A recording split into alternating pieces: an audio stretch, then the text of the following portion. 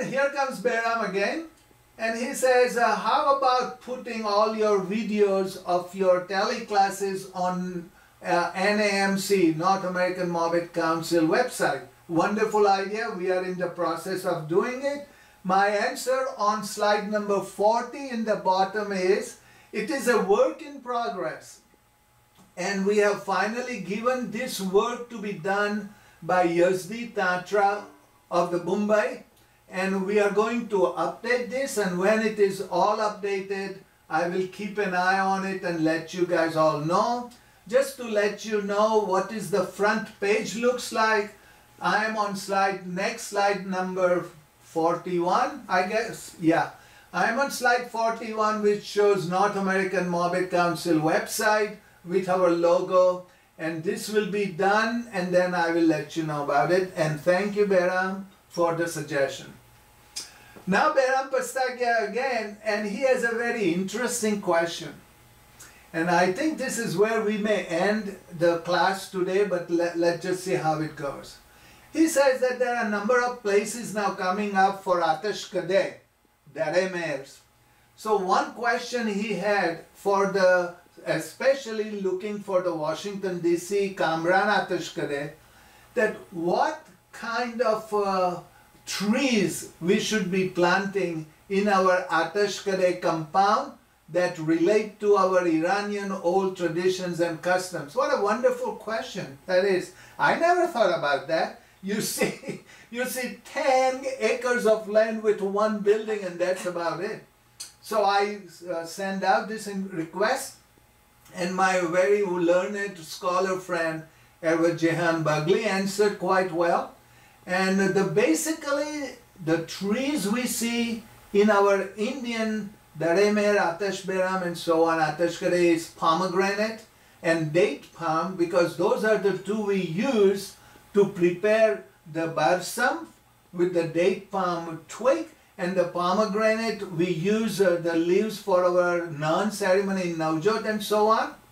And then in the old days, the barsam was not the metal wires, it was actually taken the twigs of tamarisk, and then cypress trees are all over Iran and in Persepolis reliefs. So those are the important vegetation we can find very quickly.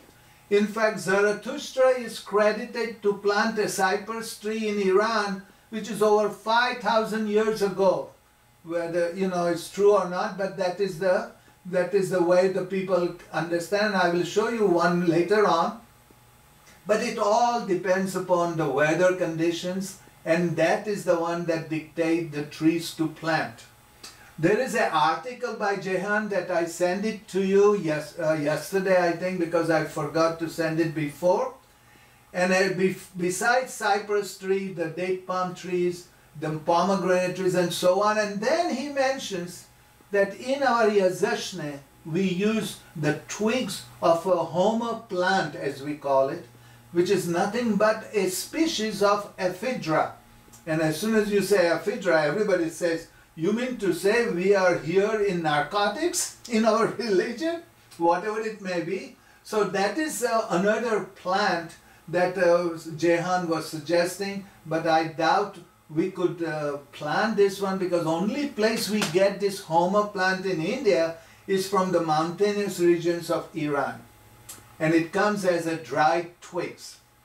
So I'm on the next slide with the slide number 44, which is actually a wonderful cypress tree called Abareku, which is supposed to be 5,000 years old. And look at the size of the cypress tree in the bottom. 5 people are trying to girth it with their hands outstretched, and still they don't cover it.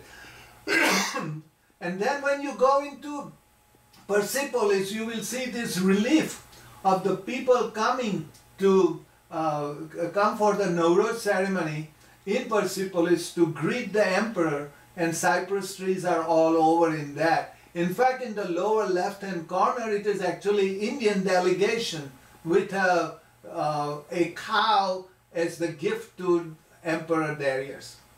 On the slide number 46, I show you a tower on the left. Ambassador Jamshid Marker's Kaka, uncle, actually created a school which is called Marker School in Yazd, and in honor of him they even erected this clock tower, and look what kind of vegetation is there. The date palm next to it. And then whenever you go to these little villages near Yazd, you will see these cypress trees, very old, as you see on the upper right hand corner. And underneath you will see pomegranate trees growing pomegranates, as you see right now. Number 47 slide number, I'm showing something which is interesting. In our Jashan ceremony, the first thing we request is flowers, because we have a flower ceremony for the 3 chapters or kardas. We use the flowers, but in Iran they use the twig of myrtle, which they call myrtle twig, as the flower. As you see, my very good friend and mentor Dasturji Mobed Firozgari, Mehban Firozgari of Tehran, in the lower left hand corner. But other people actually join in the prayer, and they use the right finger to use instead of the flower. And I'm showing a young Bedin up there in the middle, and the other Bedins joining in the flower ceremony. So I also show you this ceremony of Khurshed in the Aramgah somewhere in Iran, just for the vegetation that is around Behram, to answer the Behram's question, because you know vegetations are important also in Aramgah area all over. And this is from Amar.dat website. I tell you, these websites are very beautiful. They have this side and others which give us all the things going on in Iran these days. So now another beautiful thing about this, and that is Dr. Jivanjee Jamshedji Modi, one of the most amazing, prolific writer and scholar of our religion. This doctor actually went on a tour for 7 months in 1926 from Bombay by boat, and covered North Africa, Europe, England, France, and coming back to Russia, and then coming down eventually to Iran. And I am on slide number, the next slide, which shows his photograph on the upper right hand corner, and the book that he finally wrote. Everywhere he went, he sent a letter to the Jame Jamshed editor, and there were 101 letters he wrote. And then 101 letters were so good and so appreciated that people requested him to create a book out of that. And so the book is a 502 pages tome, unfortunately written in Gujarati.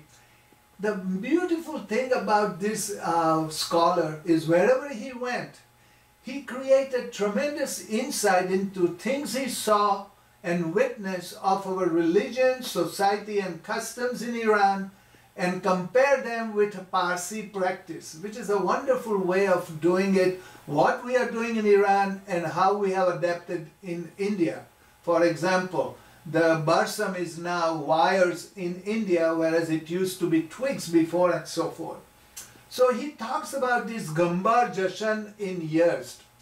I am on slide number 51, and he says, in a Parsi Jashan ceremony, when we say Avrimizdaw Ravato Kanangoto, the Mobid, the Atravakshi stands up, the Jyoti gives one flower to him, another flower himself, and other Mobids, if they are participating, also picks up a flower, and they start their prayers. But in Iran, they don't do that. In Iran, they assign a person, and he could be a Mobid, he could be a Bedin, and they call him Bey Mobid.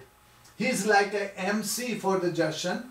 He comes forward and recite this word of Remizdaw Ravato Kanangoto loudly, and then recite Afrinami loudly. As soon as he does that, the Jyoti picks up the myrtle twig, gives to Raspi. In the old days, now they don't do it, they just sit all in one line, and then all the rest of the people puts up their right hand, and the right hand forefinger as a sign of joining in the ceremony.